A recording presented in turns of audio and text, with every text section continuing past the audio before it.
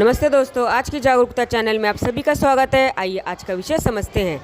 विनाश का कारण बनती है ऐसी कोई भी चीज़ जो हम बिना सोचे समझे करते हैं। विनाश का कारण बनती है बिना शुद्धि वाली बुद्धि। मतलब कि जब हम बिना सोचे समझे या कोई काम जब हम विवेक से अपने दिमाग लगा के नहीं करते, तब हमें यकीनन ही उसका खामियाजा, तब हमें निश्चित ही कुछ ना कुछ नुकसान होगा। आइए समझते हैं। आज के समय में संसार में बुद्धि तो खूब बढ़ गई है, लेकिन शुद्धि का अभाव दिखाई देता है। मतलब कि सकारात्मकता की उसमें बहुत कमी है। यही कारण है कि तकनीकी प्रगति, वैज्ञानिक उपलब्धियों और सूचनाओं के विस्फोट के बावजूद मानव दुखी है। इसका अर्थ यह नहीं है कि बुद्धि का विकास नहीं होना चाहिए, लेकिन सकारात्मक तरीके से। लेकिन बुद्धि बढ़ाने के पीछे इतना ना भागने लगे कि शुद्धि ही घटती जाए। मतलब कि जो भी काम हम करें उसमें थोड़ा सा हम ठहरें, सोचे समझे कि जो भी हम काम कर रहे हैं उसके क्या आगे नतीजे हो सकते हैं, चाहे फिर वह तकनीक के नाम पर हो, विज्ञान के नाम पर हो, या अपने घर परिवार, किसी भी रूप में हम इस चीज़ को समझ सकते हैं। क्योंकि यदि ऐसा हुआ तो यह विनाशकारी हो सकता है। यदि ना बुद्धि हो और ना ही शुद्धि, तब भी नुकसान सीमित रहता है। लेकिन जब बुद्धि ज़्यादा हो और उसके अंदर सही तरीके से हमने बुद्धि का इस्तेमाल ना किया हो, मतलब उसमें शुद्धि ना हो, तो फिर यह राक्षसी रूप धारण कर लेती है। और आज यही हो रहा है। हम सब अपने आसपास देखते हैं, घर में हो चाहे बाहर हो, बुद्धि का विकास हो रहा है, लेकिन चरित्र और चेतना का निरंतर पतन होता जा रहा है। जानकारी बाहर से आती है और बांधती है, जबकि ज्ञान भीतर से प्रकट होता है और मुक्त करता है।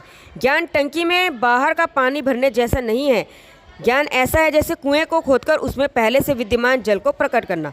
ज्ञान हमारा स्वाभाविक स्वरूप है, वह कभी नष्ट नहीं होता, बस उसे हमें जगाने की ज़रूरत है। उसे केवल अज्ञान के आवरण से ढका गया है।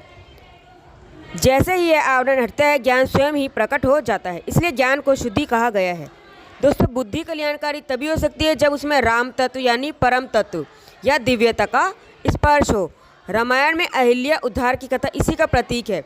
अहिल्या बुद्धि का प्रतीक है, जो जब तक राम के संपर्क में नहीं आई तब तक शिला मतलब जड़ता के समान, एक पत्थर के समान पड़ी रही, पत्थर बनी रही। जैसे ही श्री राम ने उसका स्पर्श किया, अहिल्या का स्पर्श किया, वह चेतना में उनके अंदर जीवन आ गया। वह जीवंत रूप में साक्षात हमारे सामने प्रकट हो गई, वह चेतना में रूपांतरित हो गई। हम अपने ऋषियों और मुनियों की बुद्धि को इसलिए नमन करते हैं क्योंकि वह बुद्धि परम तत्व से स्पर्श पाती थी। वह बुद्धि केवल जानकारी नहीं थी, बल्कि ज्ञान थी। जिस प्रकार परमात्मा सर्वत्र और सदा विद्यमान है, चारों तरफ हैं, हमारे शरीर में, हमारी आत्मा में, हमारे मन में, कण कण में, जो भी हम चीज़ें देखते हैं सभी में परमात्मा विद्यमान है, उनका अस्तित्व है। उसी तरह ज्ञान भी नित्य है। ज्ञान अपना स्वरूप है और स्वरूप का अभाव कभी नहीं होता। आत्मा का अस्तित्व शरीर से स्वतंत्र है। शरीर सापेक्ष है, आत्मा निरपेक्ष। शरीर के ना रहने पर भी चेतना का अस्तित्व बना रहता है। इसलिए शरीर मिथ्या है और आत्मा वह चेतन तत्व है जो सत्य है। जिस प्रकार एक चाबी से ताला खोला भी जा सकता है और बंद भी किया जा सकता है, उसी प्रकार मनुष्य के बंधन और मुक्ति दोनों के कारण मन ही है। मन को यदि साध कर हम जीवन और अपना घर गृहस्थी और जो भी हमारे काम है, हम जब इस जीवन में पैदा होते हैं, आते हैं, करेंगे मन को सही दिशा में ले जाकर, तब हमारा जो भौतिक जीवन है वह भी अच्छा रहेगा और आध्यात्मिक जीवन भी सुंदर बनेगा। लेकिन जब मन इधर से उधर भटकता रहेगा, तब मनुष्य भी इधर से उधर भटकता ही रहेगा। मन ही मनुष्य को भटकाता है। मन को यदि अपना मित्र बना लेंगे, तब मन हमारे हिसाब से काम करेगा।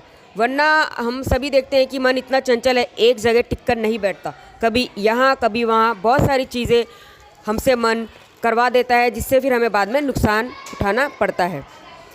शुद्धि ही आत्मज्ञान का मार्ग है और वही जीवन का परम उद्देश्य भी।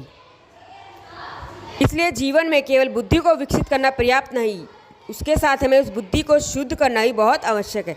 ओके, धन्यवाद। नमस्ते दोस्तों।